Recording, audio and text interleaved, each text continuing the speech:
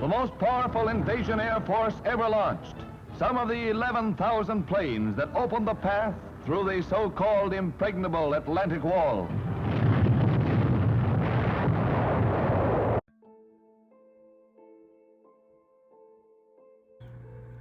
Hello, this feature is about a more humanistic part of D-Day. As we know, D-Day is one of the deadliest wars of all times, but what the soldiers didn't know was that behind all the sacrifices they were making, there were millions of people dying and suffering just for their looks, ethnicity, religion, among others. As D-Day was happening, the Holocaust was secretly taking place and no one really knew except for the Germans. About 400,000 soldiers died in battle, but comparing numbers, about 6 million people died in concentration camps. It was a time where exercising the basic human rights could have made you lose your life.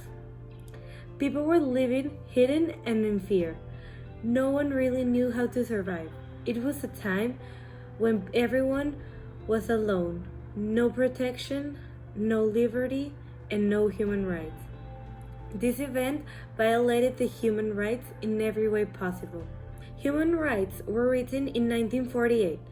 This means that during this period of time, people didn't have the right to defend themselves to greater powers like the German regime. People had to obey to survive. So the big question is, if D-Day hadn't happened, how many more lives would have been lost because of the Germans? If we analyze everything and compare and contrast these events, many more Jews' lives would have been abused and tortured if the soldiers wouldn't have risked it all. The Holocaust lasted over 4 years, and in those 4 years, they managed to kill 6 million people. If we divide 6 million into 4 years, approximately 1.5 million people died per year. So if D-Day wouldn't succeed and the Holocaust would keep on going, we could say that approximately a minimum of 1.5 million people a year would keep on dying. There's also another factor to consider. Over the time, Hitler would have gained more power, and in this case, more power means more deaths. So we can't know for sure how many people would have been lost, but we can know that at least 1.5 million people per year. As horrendous as this event was, there was an overall denial regarding the death that happened.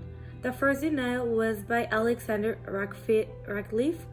He wrote that the concentration camps were dreamed by the Jews and that they had faked newsreel footage. It is incomprehensible how, given all the evidence collected by the Department of Holocaust Studies, people can actually believe this event never happened. This event brought with it many problems that affected everyone. Men were subject to compulsory rough work and to a war that had no end. Many women were completely separate from their families and children and were physically and mentally abused. In this war, there was no selection when it came to killing. The Nazis were very aggressive with both women and men, including children and eldest.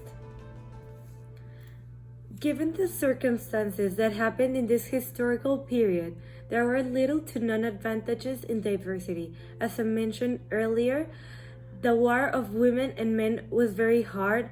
However, much suffering could have been avoided if families had not been separated.